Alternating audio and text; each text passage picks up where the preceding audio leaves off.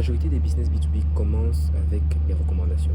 C'est-à-dire, tu as un client qui est de tes poches, après il amène d'autres, justement parce que ton service est bon.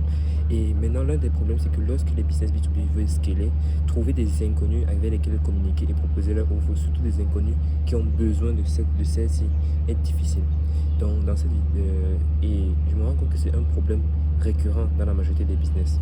Donc, dans cette vidéo, je vais te montrer comment comment trouver les inconnus qui peuvent être intéressés par tes prospects en te présentant 3 moyens différents pour avoir des prospects qualifiés pour ton offre. Alors, si tu ne sais pas qui je suis, moi c'est Jake Melvin, propriétaire de l'agence Remodel Digital, et on aide les entreprises B2B à scaler à travers l'installation des systèmes d'acquisition dans l'entreprise pour que l'acquisition client ne soit pas une contrainte pour eux. Et en fait, on le fait en remplissant leur calendrier avec des rendez-vous avec des prospects qualifiés, un peu comme ici, comme tu peux le voir là. C'est une semaine avec 11 rendez-vous qu'on a pu réserver grâce à nos différentes stratégies. Donc c'est un peu ce que nous faisons. Et si tu souhaites qu'on en discute de ta stratégie de prospection, tu n'as qu'à cliquer dans le premier lien dans la description et je me ferai un plaisir de te donner ce call de consulting offert et discuter et de découvrir ton business. Alors passons à la vidéo. Donc le premier moyen, c'est les logiciels en fait. Les logiciels, c'est-à-dire tout ça, par exemple software as a service qui te permet de configurer ta recherche en fonction des paramètres de ton offre. Donc, c'est-à-dire à partir de ces logiciels-là, donc ces logiciels sont plus, il y a par exemple D7, Linkfinder et il y a par exemple Apollo également. Il y a Apollo également qui te permet de faire cela.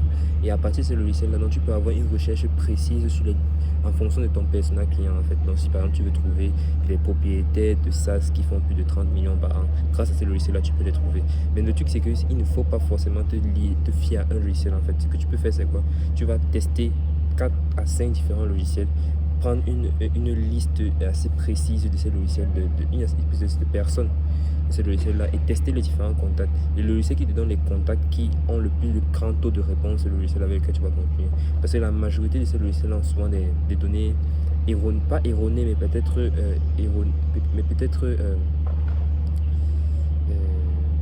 vieilles, c'est-à-dire qu'elles ne sont plus à jour.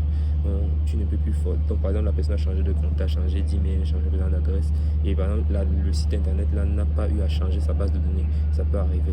Donc, et maintenant, bon, si tu as utilisé si tu vois que cette méthode peut te prendre trop de temps, la deuxième méthode va peut-être t'aider un peu plus. La deuxième méthode, c'est les brokers. Les brokers, c'est qui? C'est un peu comme ces logiciels-là avec lesquels, donc, généralement, tu vas discuter avec eux pour que ils fassent la recherche à ta place. Si tu n'as pas le temps de pouvoir faire cette recherche-là, ou alors tu n'arrives pas à manipuler ce logiciel-là comme tu le souhaites et avoir les meilleurs résultats comme tu le souhaites, ces brokers-là ont cette compétence-là, ils peuvent le faire pour toi en fait.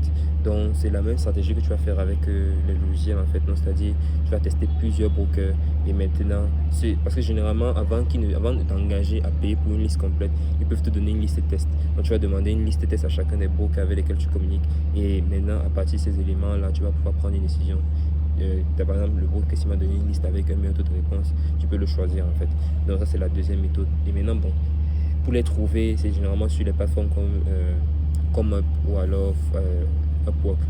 Ce sont des gens généralement des freelanceurs qui ont eu la compétence de trouver des listes ou alors qui ont eu à trouver des listes par eux-mêmes et maintenant ils vendent leur service pour pouvoir trier ces listes-là et donner des contacts valables aux différents clients qu'ils ont.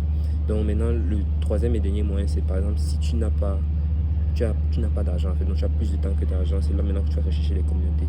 Parce qu'il faut comprendre une chose, les êtres humains sont des êtres sociaux en fait. C'est-à-dire nous aimons être en communauté, nous aimons être ensemble.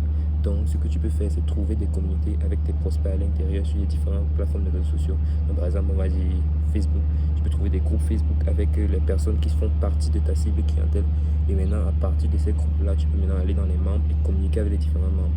Donc ce n'est pas forcément lié à Facebook. Et par exemple sur Instagram, tu peux, si par exemple sur Instagram il n'y a pas les groupes, donc par exemple tu peux maintenant trouver plutôt les influenceurs qui dans leurs followers regroupent les gens qui font partie de ton audience en fait.